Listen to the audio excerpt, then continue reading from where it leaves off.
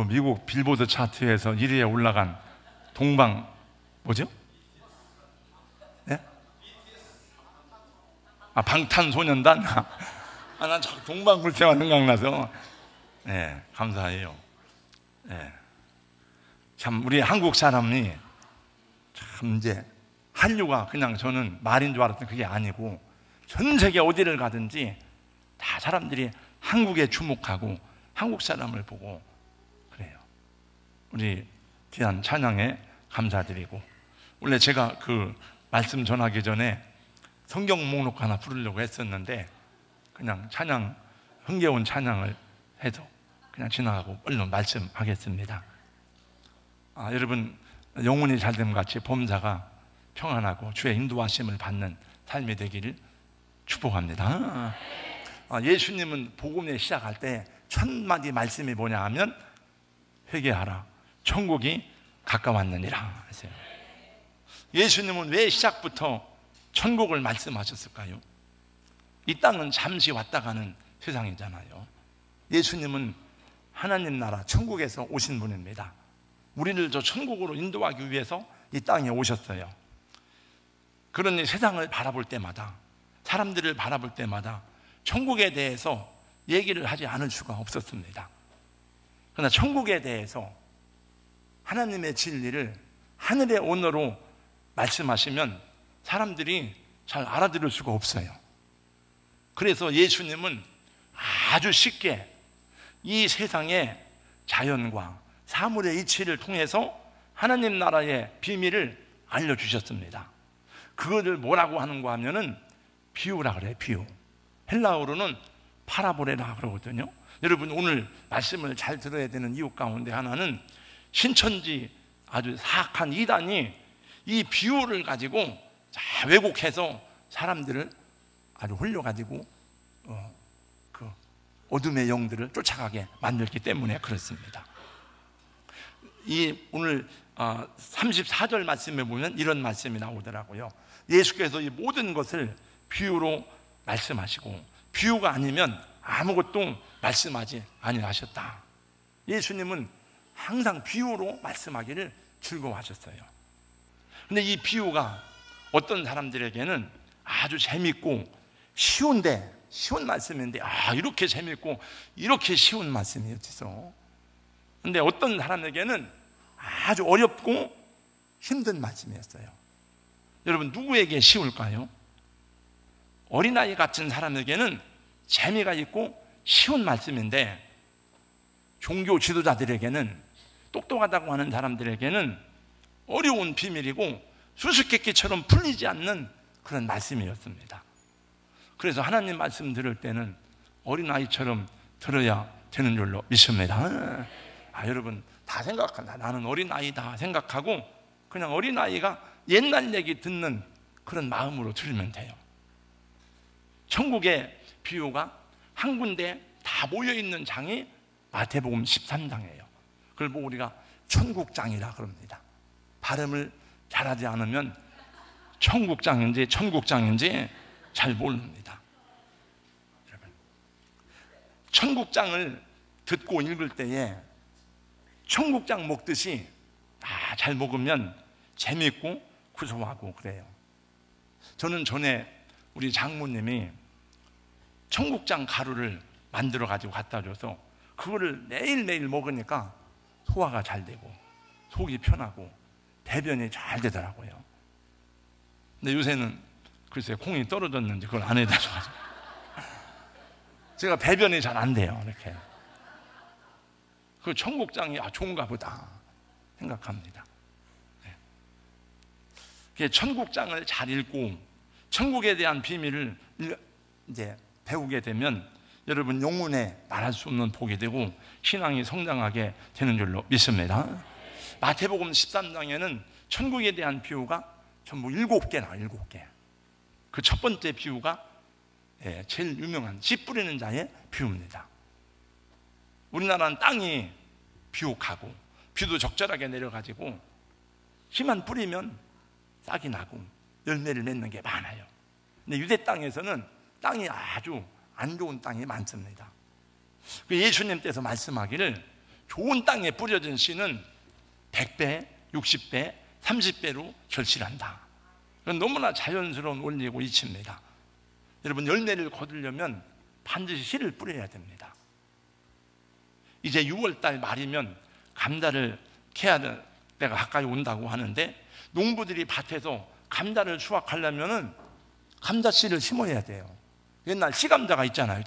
씨감자를 심어야 거기서 많은 열매가 나오게 됩니다. 콩을 수확하기 원하면 콩을 심어야 되고, 팥을 거두기 원하면 팥을 심어야 돼요. 씨 뿌리는 자에 비유해서 씨는 복음의 말씀을 말합니다. 하나님의 말씀을 상징해요. 나중에 보면 해석에 다 나옵니다. 우리가 열매를 거두기 위해서, 영혼을 구원하기 위해서는 하나님의 말씀을 열심히 전하고 심어야 됩니다. 저도 여러분들에게 예배 때마다 말씀을 열심히 전하는데, 여러분 마음밭에 말씀의 씨를 계속 뿌리는 거예요. 계속. 주일 낮 예배, 오후 예배, 수요 예배, 새벽 예배, 예배 때만 하는 게 아니고 개인적으로도 보라 양육도 하고, 그 다음에 행복 아카데미도 하고, 저만 하는 것이 아닙니다. 우리 교회 부목사님도, 전도사님들도 열심히 여러분 말씀을, 씨를 뿌리는 거죠. 이제 우리 성도 여러분, 우리들도 열심히 예수 그리스도의 십자가와 부활의 복음을 전함으로 이 세상이라는 밭에 복음의 씨앗을 뿌리는 저와 여러분, 우리 교회가 될 수 있기를 예수님 이름으로 축원합니다. 시인은 이렇게 노래했습니다. 눈물을 흘리며 씨를 뿌리는 자는 기쁨으로 단을 거두리로다.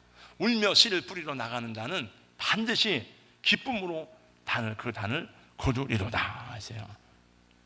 새벽부터 우리 사랑함으로써 저녁까지 씨를 뿌려봅시다. 다 같이요. 열매 차차이고 혹시 꽂을 때에 기쁨으로 단을 거두리로다. 거두리로다. 거두리로다.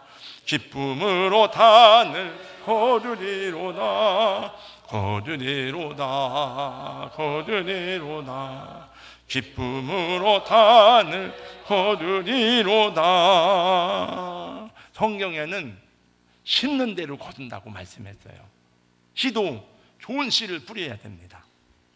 농부들은 곡식을 거두고 나면 가장 좋은 것을 골라가지고 남겨놔요. 왜냐하면 다음 해에 씨를 뿌리는 종자로 남겨놓는 것입니다. 아무리 배가 고프고 힘들어도 종자를 삶아먹는 농부는 없습니다.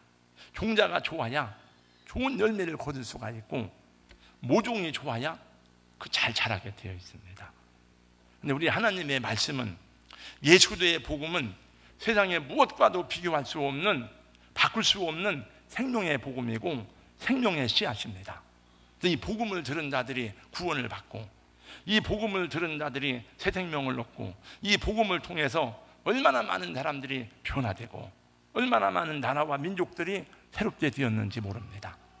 여러분, 세상 모든 것은 다 쇠퇴하고 소멸되고 지나가고 변하지만 하나님의 말씀만이 영원히 변하지 않고, 하나님의 말씀만 우리를 거듭나게 하고 하나님의 말씀만 우리를 영생으로 인도하는 줄로 믿습니다.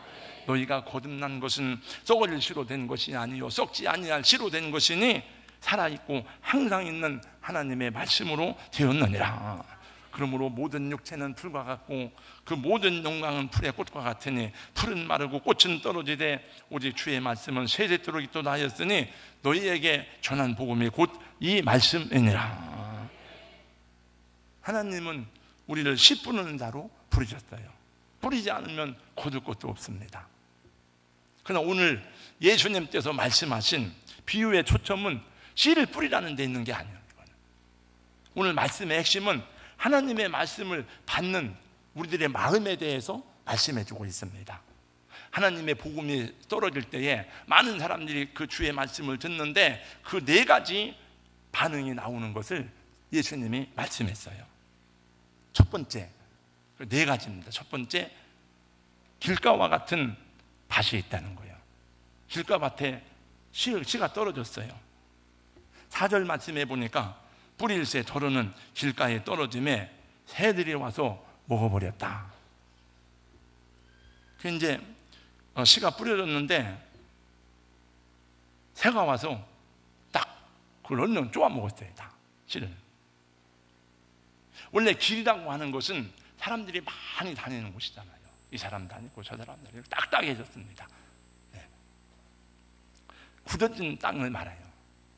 각박한 세상 속에 살아가다가 보니까 이 사람한테 치이고 저 사람한테 치이고 이 사람한테 상처받고 저기 가서 상처받고 그래서 마음이 굳어졌어요.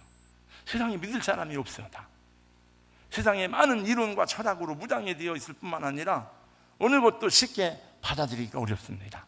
그 불신이 그 마음속에 있습니다.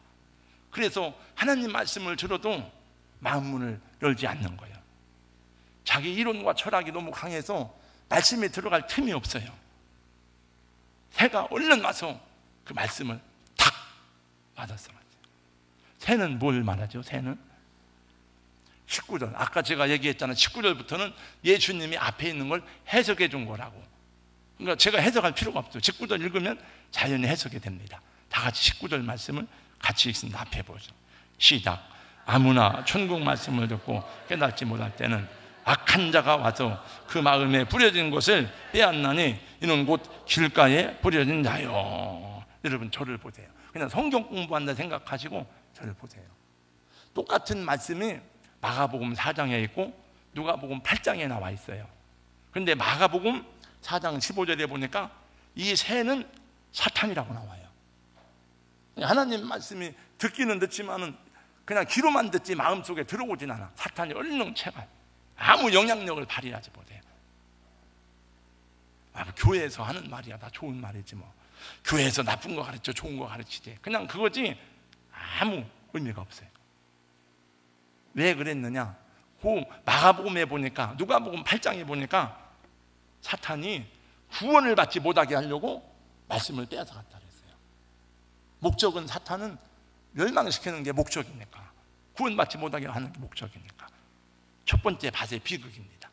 두 번째, 씨가 흙이 얕은 돌밭에 떨어졌습니다.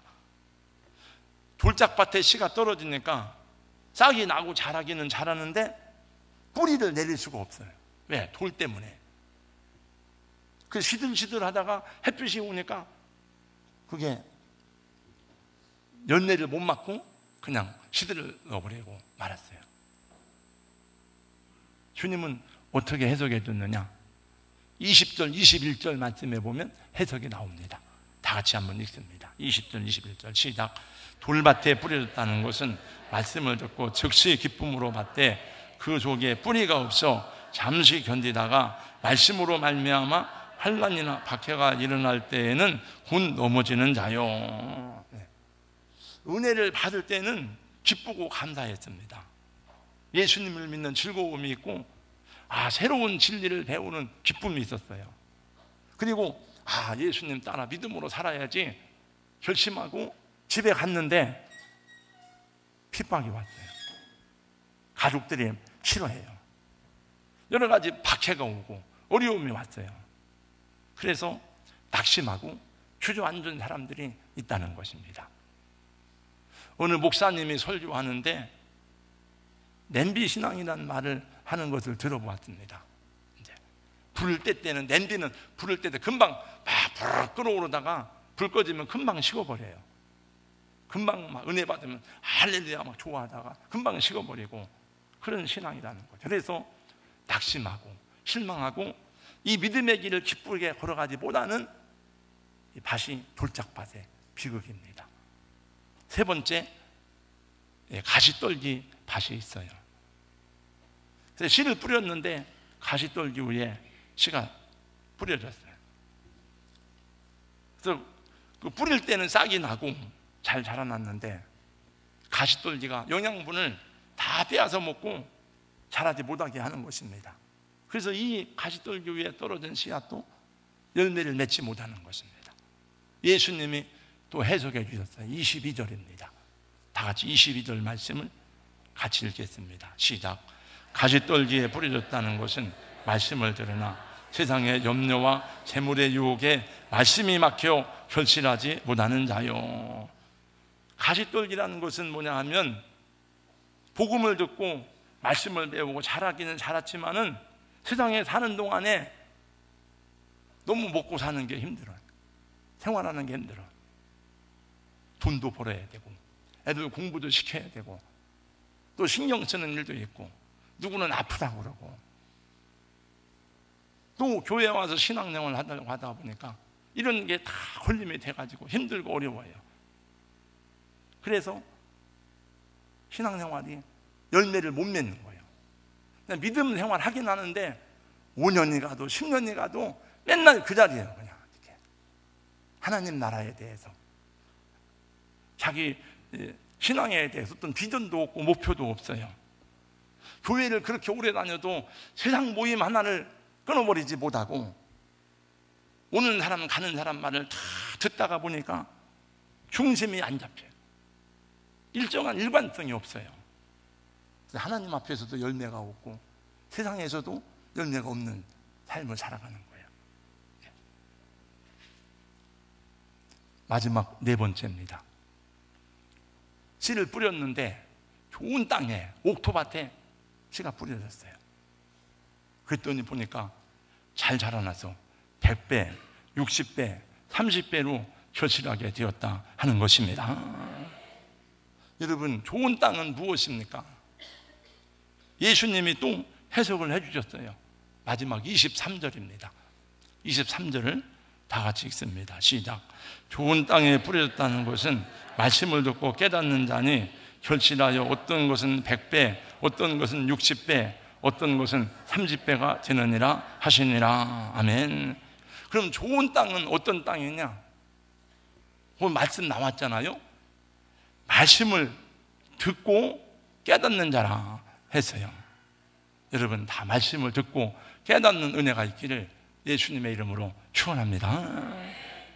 말씀을 듣고 깨달으려면은 그냥 어린아이 같은 마음으로, 사모하는 마음으로, 아멘, 아멘. 예수님이 나의 구원자시래. 오늘 목사님 말씀을 들으니까 하나님이 나를 이렇게 사랑하시네. 나를 위해서 예수님을 세상에 보내주셨구나. 아멘. 나 같은 죄인을 구원하시려고 예수님이 그렇게 수치스럽고 저주스러운 십자가를 지셨구나. 이렇게 고마운 분이 어디 있나. 주여, 아멘. 감사합니다. 하나님 사랑합니다. 주의 말씀대로 순종하며 살겠습니다. 깨달아지는 그 마음이 옥토밭이고 그 사람들이 하나님 앞에서 100배, 60배, 30배로 열매를 맺는다 말씀했습니다. 그래서 신령한 복을 받고 믿음으로 살아가니 하나님이 범사에 함께 하시는 은혜를 경험하게 되는 줄로 믿습니다. 우리 사랑하는 성도 여러분, 여러분이 예수님을 영접하고 하나님의 자녀가 되는 성도가 아닙니까? 여러분이 오늘 이곳에 나온 것은 나를 구원하신 하나님 아버지를 경배하고 예배하고 나를 생명길로 인도하신 예수오도리 주님 앞에 믿음으로 살고자 하는 마음으로 나온 것이 아닙니까? 그러므로 저는 여러분 모두가 다 100배, 60배, 30배로 결실하는 옥토밭과 같은 하나님의 자녀가 될 수 있기를 예수님의 이름으로 축원합니다. 축복합니다. 아멘 한 분들이 다 그렇게 될 수 있기를 예수님의 이름으로 축원합니다. 그래서 예배도요, 시간만 두세요. 하나님과 약속해요. 자꾸 이제 그래서 그게 변화가 있어야 돼. 이제 변화가. 오늘 말씀에서 중요한 말씀은 들으라요. 들으라. 9절 말씀에 보니까 귀 있는 자는 들으라. 16절 말씀에 보니까 너희 눈은 봄으로 너희 귀는 들음으로 복이 있도다. 18절 말씀에 보니 그런즉 씨 뿌리는 비유를 들으라. 여러분, 예수님께서 귀 있는 자는 들으라 말씀하실 때에 여러분, 주님이 그 유대 사람들에게 유대말로 하지 무슨 말로 합니까? 듣기는 듣지만은 그것이 마음속으로 들어가지 않는다는 얘기예요. 우리 사랑하는 성도 여러분, 듣고 깨닫는 은혜가 있기를 예수님의 이름으로 축원합니다. 예수님은 왜 이렇게 비유로 말씀했을까요? 11절 말씀을 보세요. 대답하여 이르되 천국의 비밀을 아는 것이 너희에게는 허락되었으나 그들에게는 아니 되었나니 무릇 있는 자는 받아 넉넉하게 되되 없는 자는 있는 것도 빼앗기리라 말씀했습니다. 그러므로 천국의 비밀을 아는 것이 너희에게는 허락되었으나 여기 누구를 말합니까? 예수님의 말씀을 듣고 아멘하는 사람들을 말하는 것입니다. 그러면 그 사람들이 누굽니까? 여러분이 그렇죠. 제가 여러분 하나님 나라의 비밀을 아는 것이 허락되었지만은, 그러나 듣기는 들어도 깨닫지 못하고 보기는 보아도 알지 못하는 사람이 있는 것을 주님이 말씀하시면서 탄식하십니다. 저는 너무너무 감사해요. 여러분이 말씀을 듣는 것은 한 30분이지만 제가 이 말씀을 준비하는 것은 며칠 동안 하는데 시간적으로는 한 7시간, 8시간 걸리는데, 그 준비하면서 하다가 보면은 막 나머지 뿌리를 정리하고 그 다음에 이걸 줄입니다만 그런 생각이 많이 해요. 참 너무 감사하다. 어떻게 나 같은 사람이 예수님을 믿고 은혜를 받았을까? 어떻게 우리 우상 숭배하던 집안이 예수님을 믿고 이렇게 참 주의 종이 되고 장로가 되고 군사가 되고 우리 집안에서 이런 은혜를 받았을까? 어떻게 내가 이 말씀을 알아듣고 이 말씀 앞에 순종하게 되었을까? 13절 말씀해 보니까 예수님 말씀하십니다. 그러므로 내가 그들에게 비유로 말하는 것은 그들이 보아도 보지 못하며 들어도 듣지 못하며 깨닫지 못함이니라. 이사야의 예언이 그들에게 이루어졌으니 일러스되 너희가 듣기는 들어도 깨닫지 못할 것이요 보기는 보아도 알지 못하리라. 여러분, 누구를 가리키는 말입니까? 이거는 바리새인들을 가리켜요. 서기관들을 가리키고 제사장들을 가리키는 사람입니다. 스스로 자기가 잘난 줄 알고 스스로 자기를 높이려고 하는 기득권자들을 말하는 것입니다. 예수님은 그 시대를 향해서 악하고 음란한 세대라고 말하면서, 악하고 음란한 세대가 표적을 구하나 내가 선지자 요나의 표적밖에는 보일 표적이 없느니라고 말씀하셨습니다. 그래서 그 말씀을 생각하다 보니까 지난 시간에 제가 그 말씀을 전했습니다만, 감사하다. 십자가에 죽으시고 부활하신 예수님의 구원의 그 은혜와 표적을 듣고 깨닫고 믿게 하시니, 그걸 아무리 알려줘도 안 믿는 사람이 많은데 내 마음을 열어서 믿게 하셨으니 얼마나 감사한 일이에요. 이것이 여러분 억만금을 주고도 살 수 있는 일입니까? 여러분, 그 사람 머리를 쪼개고 수두를 해가지고 이 말씀을 갖다 집어넣는다고 해서 그 사람이 믿어지는 말씀입니까? 그게 아니잖아요. 이게 온 천하를 다 준다 하여도 믿을 수 없는 사람들이 있잖아요. 그래서 얼마나 감사한지 막 춤을 추며 노래하고 싶어요. 우리 교회 안에도 옥토밭과 같은 마음을 가진 분들이 많이 있습니다. 과거에는 예수 믿는 자기 아내를 핍박하고 예수 믿는 자식들을 핍박하고 미워했는데, 지금 그렇게 교회를 싫어하고 예수 예자만 나와도 그 식탁에 잘못해가지고 성령체 혼란했다고 난리가 났는데, 그분들이 예수를 믿고 교회 장로님이 되고 권사님이 되었으니 하나님의 은혜가 얼마나 놀랍고 귀한 것입니까? 사랑하는 성도 여러분, 저는 여러분 모두가 다 예수님을 잘 믿고 복을 받고 100배, 60배, 30배로 결실하는 좋은 땅, 좋은 밭이 되시기를 예수님의 이름으로 축원합니다. 목사님, 나는 길가와 같은 밭이라 안 됩니다. 나는 가시떨기와 같은 밭입니다. 나는 돌짝밭과 같은 심령인데요. 여러분, 이 세상에 길가밭, 가시떨기, 돌짝밭으로 운명지어진 사람은 아무도 없습니다. 여러분, 이 세상에 처음부터 좋은 땅이 어디 있습니까? 저는 어려서부터 시골에서 저희 부모님을 농사를 짓고 사는 걸 도와줘서 알지만은 땅에는 항상 딱딱하고 돌멩이도 있고 그 다음에 잡초를 뽑아내도 또 잡초가 생기고 계속 나게 되어 있어요. 그래서 여러분, 씨를 뿌리기 전에,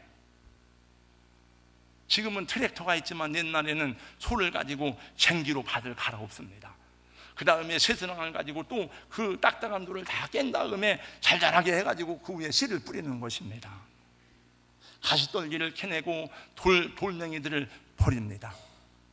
저희 장인 어른은 지금도 강원도 문막에서 농사를 짓습니다만, 가보신 분도 있습니다만은,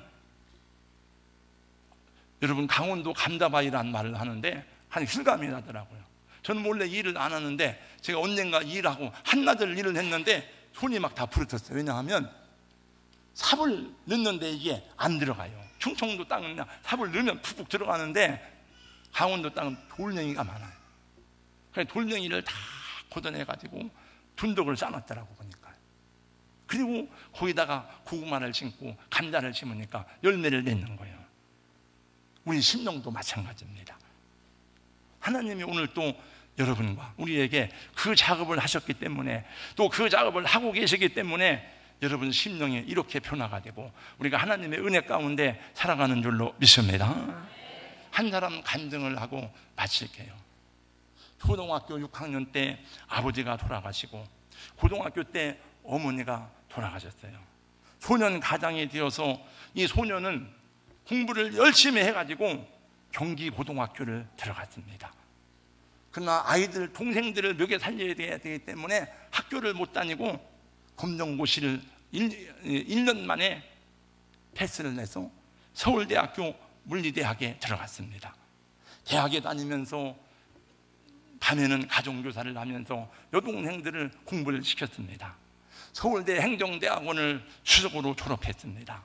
미국 미시간 대학에 수석으로 입학을 해서 특별장학생으로 박사과정을 밟았습니다. 2년 6개월 만에 박사과정을 밟고 플로리다 대학의 조교수로 임명받은, 그때 나이가 몇 살이나 24살입니다. 이 청년이 바로 정근모 박사입니다. MIT, 제가 왜 정근모 박사 얘기 나누는가 하면은 2주 전에 우리 교회에 왔던 어떤 초청된 분과 임준래 권사님 초청한 위에 사는 분이 얘기하다 보니까 정근모 장로님하고 자기가 친구라는 거예요. 그래서 생각이 났어요. 이 정근모 박사가 MIT와 그 다음에 뉴욕 공대를 하고 핵공학 연구소를 거쳐서 32살의 나이에 한국과학기술원의 부원장이 되었습니다. 그 어린 나이에. 그리고 한전 사장을 지내고 과학기술처 장관을 보내고 한국을 대표하는 세계적인 과학자로 우뚝 섰습니다. 이렇게 짧은 시간에 이렇게 어려운 환경들을 극복하고 세계적인 과학자가 되었으니 얼마나 큰 성공을 이룬 사람입니까? 그러나 여러분, 눈에 보이는 그 성공을 성공이라고 말할 수가 없잖아요. 노력으로도 돈으로도 과학으로도 해결할 수 없는 큰 문제가 그 앞에 기다리고 있었습니다. 하나밖에 없는 아들이 만성 신장염으로 5년밖에 살지 못한다는 진단을 받았습니다. 아들 때문에 하던 일도 다 내려놓았습니다. 일주일에 4번씩 투석하는 일에 쫓아다녀야 됐고 이로 인해서 우울증까지 찾아왔습니다. 1979년에 정근모 씨는 자기 신장을 떼어서 아들에게 주었습니다. 그러나 눈물이 마를 날이 없었고 정말 마음속으로부터 하나님 앞에 기도를 하는, 그냥 기도가 아니고 하나님, 아버지 정말 눈물로 기도하지 않을 수가 없었고 하염없는 눈물을 쏟아내고 하나님 앞에 방송대곡 하면서 회개하고 회개했습니다. 세상에 여러분, 이 자식 문제는 내 마음대로 안 되는 게 자식 문제더라고요.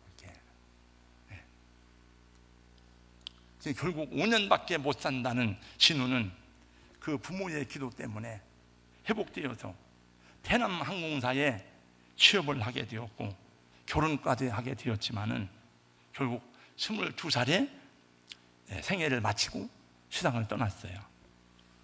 전에 우리 교회에서 간증했어요. 아마 다 생각나는지 모르겠지만 그분이 직접 온 게 아니고 우리 어느 옛날 주일 저녁 예배 드릴 때 주일 저녁에 1시간 동안 그 간증을 듣는데 우리 성도 하나가 얼마나 눈이 붓게 그걸 보고 울었어요. 그래서 저도 그때 그 간증을 듣고 정근모 장로님을 볼 때마다 그 눈에 눈물이 이렇게 고인 것 같아요. 한번 사진 한번 해보세요. 그렇게 똑똑하고 이루지 못한 일이 없고 세계적인 과학자고 하고 싶은 일을 다 했지만은 아들 때문에 깨어지고 거듭나고 부서지고 심령이 하나님 말씀이 들어가는 옥토밭이 되었습니다. 지금은 전 세계를 다니면서 얼마나 열심히 복음을 전하는지 몰라요. 정근모 장로님이 특별히 미전도 종족을 위해서 그렇게 복음 전하고 헤비타드 운동을 그렇게 열심히 해요. 정근모 장로님은 아들 때문에 거듭나고 하나님 앞에서 자기의 존재를 알게 되었습니다. 그 아들 진우는 똑똑한 아버지를 구원하기 위해서 무거운 십자가를 진 축복의 통로라고 그는 말했습니다. 정근모 장로는 지금도 다니면서 말하기를, 여러분, 최고의 지식은 과학이 아니라 예수 그리스도라고 선언하고 전도하고 다닙니다. 여러분, 박사가 되면 뭐예요? 사도 바울도 그 모든 것을 다 내려놓고 배들무처럼 예수 그리스도를 아는 것이 가장 최고의 지식이라고 선언했습니다. 예수님 모르면은 아무 소용없는 거예요. 여러분, 그 사람이 서울대학교에서 박사학위를 받았다 한들 자기 부모를 무시하고 자기 부모를 모르면 누가 그 사람을 존경하겠습니까? 저런 나쁜 놈 같은다고 욕하죠. 하나님께 지음받은 하나님의 자녀들이 하나님을 예배하지 않으면 그게 무슨 의미가 있어요? 정근모 장로님의 아들보다 더 가슴 아픈 십자가를 지고 우리를 구원하신 분이 있으니 바로 하나님의 아들 예수 그리스도십니다. 지금도요, 하나님이 그래서 제가 보니까 저도 다 몰라, 이렇게 지금도 심령을 깨트려요. 안 깨지니까 자식을 통해서, 가족을 통해서 그렇게 하는 거예요. 네. 안 깨지는 것만큼 어려운 거예요. 네. 겸손히 낮아지면 그만큼 쉽고 가벼운 몽에요 힘이 됩니다. 그래서 예수님은 그렇게 애절하고 간절하게 십자가 위에서 피 흘려 죽으면서까지도 우리를 위해서 기도하시고 우리를 돌아오기를 기다리고 계신 주님인 것을 말씀하신 것입니다. 여러분, 듣는 자가 복이 있고 깨닫는 자가 복이 있습니다. 좋은 옥토밭과 같은 심령이 되어서 다 하나님의 은혜 가운데 복을 받고 영생을 누리는 우리 동산교회 모든 성도님들 되시기를 예수님 이름으로 축원합니다. 축복합니다. 기도하겠어요. 하나님 아버지, 우리 모두는 거칠은 풀밭과 같고 메마른 땅과 같은 존재였습니다. 그러나 성령님께서 오셔서 말씀을 듣게 하시고 깨닫게 하심으로 예수 그리스도를 내 인생의 구조로 영접하고 영원한 생명인 것을 알게 하시고 이 믿음으로 살아갈 수 있도록 은혜 주심을 감사합니다. 아직도 길가에 앉아서 오고 가는 사람들을 다 자기가 판단하고 상처받았다고 말하면서 공동체에 들어오지 아니하는 심령들이 많이 있습니다. 주여, 가시떨기와 같은 마음 때문에 주님 앞에 나와 앉아 있으면서도 말씀이 증거되는 그 시간에도 여기저기 세상을 헤매이는 심령들이 있습니다. 주여, 긍휼히 여겨 주시옵시고 그 마음을 기경하여 주시옵소서. 너희 묵은 땅을 기경하라고 이사야 선지자는 외쳤는데 하나님, 우리 묵은 땅이 기경되어서 옥토밭이 되게 하여 주시옵소서. 예수님 이름으로 기도하옵나이다. 아멘.